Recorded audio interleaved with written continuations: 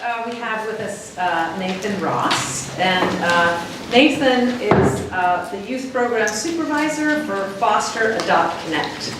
Nathan is a former foster youth who began using his personal experience to help resource parents and the child welfare system to better engage and support young people who had suffered trauma.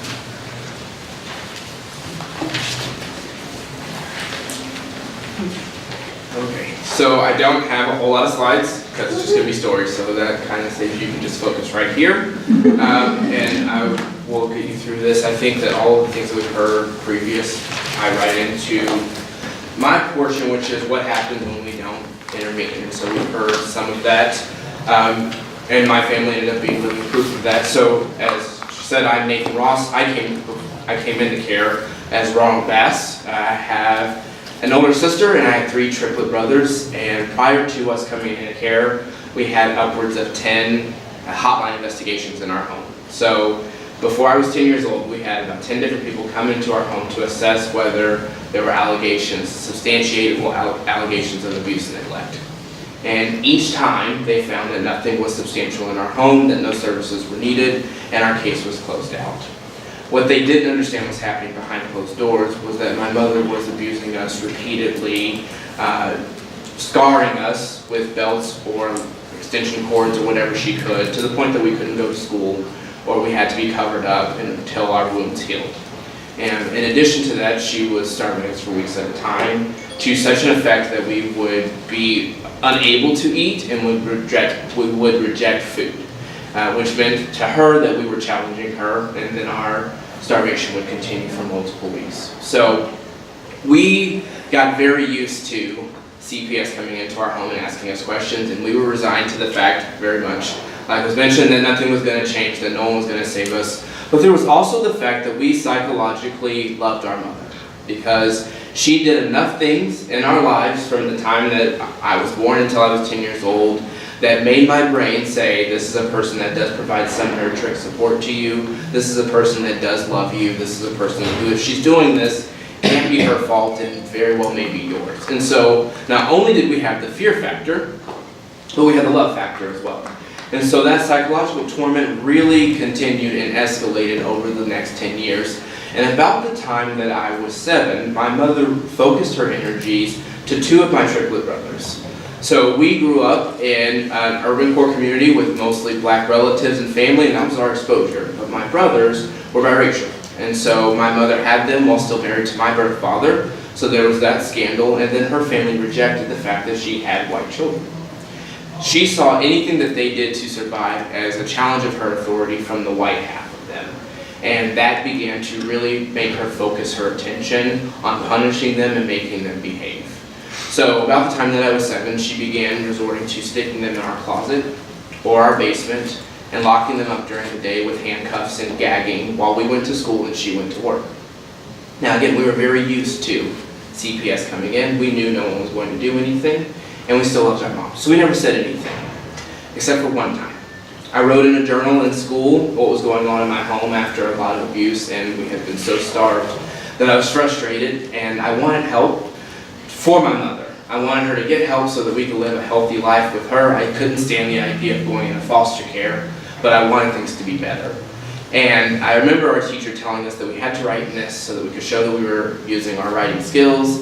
And when I got the journal back, I had a star at the top of it, showing that she had read that there was at least writing there, but had not actually read the content. And so that was my only time ever reaching out for help, and I never did again. And when I was 10, my mother began having me be the person that would delegate out her abuse for her. And so, because we were locked in our house a lot of times while we were being starved and abused, we became even closer than typical siblings would because we had to survive together. And for her, that psychological torment was an added piece of making sure that we did what she said. And so, it began having me do whatever it is that she wanted me to do. So if that was hitting them with extension cords, throwing things at them, providing them food so that I could take it away from them, that's what I had to do. And it's always the part that I want to be able to stand up and say that that's where I stood up and took my stand against my mother and said no, and I called the cops and we were saved. But that's not what happened. I wanted to survive. And I had been told that nothing else was going to change, and I believed that it was our fault, and I didn't want it to be worse for them. So I began doing all the things that my mother wanted us to do, and living through that.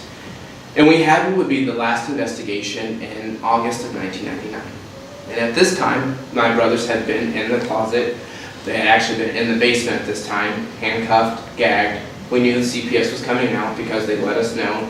And so my mother had told us to let them know that my brothers had gone to live with their birth father in a different state because of their behaviors. And they were so severe that she couldn't handle them. So we were supposed to tell them that this is where the children were. And if we did tell her that, we were going to be able to eat that night. And we had gone through years of starvation, and so that was a very easy motivational factor for us.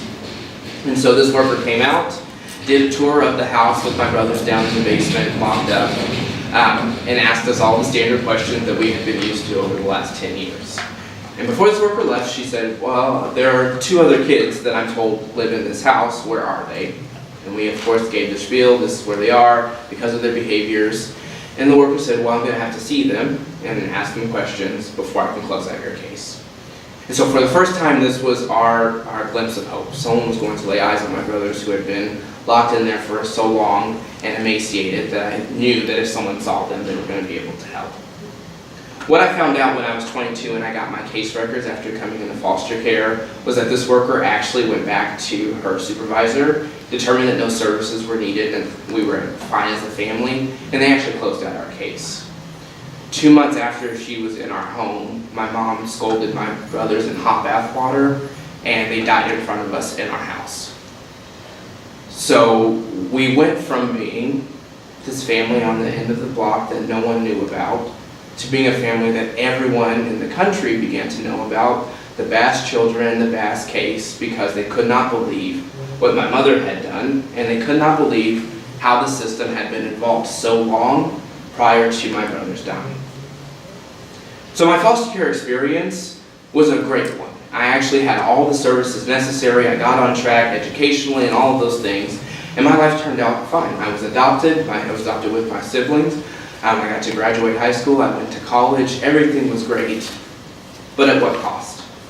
I had to watch, very literally, 2 of my brothers, 8 years old, never getting to experience anything in their lives, die in order for us to get services that should be standard for any human being living in this country.